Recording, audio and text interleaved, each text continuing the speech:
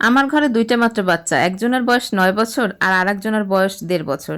এই দুইটা বাচ্চাকে সামলানো ছাড়া আমার তেমন আর কোনো চাপ নেই। খেয়াল খুশি মতো রান্না করা যায়, নিজের খেয়াল খুশি মতো জামা কাপড় পরা যায়, জামাইয়ের খারাপ ব্যবহারের কোনো চাপ নেই, টাকা পয়সা কোনো সমস্যা নেই, যেখানে খুশি সেখানে যাবার স্বাধীনতাও আছে। এসব কোনো কিছুরই আমার অভাব নেই। আমার যা খুশি তা ইচ্ছা রান্না করি, ইচ্ছা না করলে কিনে আনি, যেমন খুশি জামা কাপড় পরি, যেমন খুশি তেমন করে ঘর সাজাই। বাচ্চা রাতে অতটা কাঁদে না, 10-11 ঘন্টা ঘুমায়, একা একা প্রায় খেলে, দিনে সর্বোচ্চ 3বার ট্যান্ট্রাম শো করে। এই এত কিছুর পরও আমার মেজাজ থাকে 120 ডিগ্রিতে। এই যে ঘুম ভাঙার আগেই বাচ্চার জন্য ঘুম থেকে উঠে যেতে হয়, নাস্তাটা কখনো সময় মতো বানাতে পারি না, একটা গোছাতে গেলে আর একটা এলোমেলো করে ফেলে, বাইরে যাবার সময় যাবে না, গেলে আবার আসবে না, দুপুরে কিছুতেই ঘুমাবে না, ঘুমোলে আবার ঘুম থেকে উঠতে চাইবে না, ঘুমানোর সময় মাকে লাগবে, আবার ঘুম থেকে উঠেও তাকে লাগবে, আবার ঘুমের মধ্যে 2-3বার তো উঠবে, তখন তো মাকে লাগবেই, আর ঘুমের পর মাকে না দেখলে তখন তো চিৎকার শুরু করবে। এই সব সামান্য বাচ্চা আমি সামলাতে সামলাতেই আমার মাথায় 120 ডিগ্রি চলে থাকে। আমি মনে মনে ভাবি, যাদের পিঠাপিঠি একাধিক বাচ্চা আছে, যাদের প্রতিবন্ধী বাচ্চা আছে, এবং সবচেয়ে বড় কথা যাদের যমজ বাচ্চা আছে, তাদের অবস্থাটা কি হয়, তারা কিভাবে এসব সামলায়।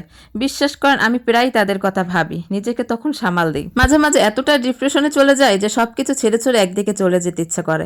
তখন আর বাচ্চা সংসার কোনো কিছুই ভালো লাগে না, কিন্তু তারপরও মনকে সান্ত্বনা দিই, কোনোভাবে নিজেকে কন্ট্রোল করার চেষ্টা করি।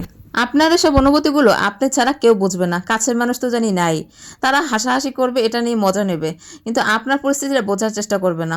আশেপাশের মানুষজন, আত্মীয় স্বজন তারা বাচ্চাকে দেখবে, ভালো বলবে, বাস এই তো দেখে শুনে চলে যাবে, কিন্তু কেউ তারা আপনার বাচ্চা পেলে দিয়ে যাবে না, আর আপনার মনের অবস্থা বুঝতে আসবে না। এত কিছুর পরেও 10 মিনিটের জন্য বাচ্চা যদি বাইরেও যায়, ওই সময়টা আমি পরের বেলার খাবারটা রেডি করি, কিংবা খেলনা গুছাই, কিংবা ঘর গুছানোতে ব্যস্ত থাকি, বসে থাকি না। যে কোনো কাজ থেকে আপনি 1 সেকেন্ডের জন্য ব্রেক নিতে পারবেন, ছুটি পাবেন, চা সিগারেট খেতে যেতে পারবেন। মাদার রোড থেকে কখনোই কোনো ছুটি নেই, কোনো দিনও নাই। যখন গোসল করি তখনও মনে হয় বাচ্চা মনে হয় কাঁদছে। খেতে বসলে কিনা বাচ্চার বাথরুম ধরে, শেষ কবে যে একটু শান্তি মতো খেতে পেরেছি সেটাও মনে পড়ে না। এইসব যারা সহ্য করে তারাই বুঝবে মা হওয়া আসলে কতটা কঠিন। পুঁটি মাছ কেন স্বামীর গায়ে ছুরি মারে যমজ বাচ্চার মায়েরা, এটা যমজ বাচ্চার মায়েরা ছাড়া বিশ্বাস করেন এই পৃথিবীর কেউ বুঝবে না।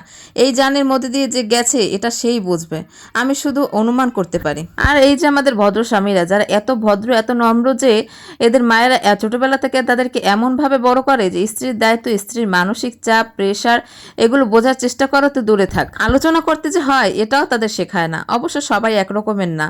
স্ত্রী মুখে মাছ ছুঁড়ে মেরেছে তাই স্ত্রীকেই মেরে ফেললেন, এমন নিয়ন্ত্রণহীন রাগ কেন উঠবে ছেলেদের? এই রাগ স্ত্রীর কেন উঠলো না? কারণ আমাদের সমাজ পুরুষদের রাগকে এতটাই অ্যাপ্রিসিয়েট করে যে পুরুষ রাগ দেখাতে আরো গর্ববোধ করে। ছেলে হোক কিংবা মেয়ে, সন্তানকে আবেগ নিয়ন্ত্রণ শেখানো যে কোনো মায়ের প্যারেন্টিং এ গুরুত্বপূর্ণ একটা দায়িত্ব।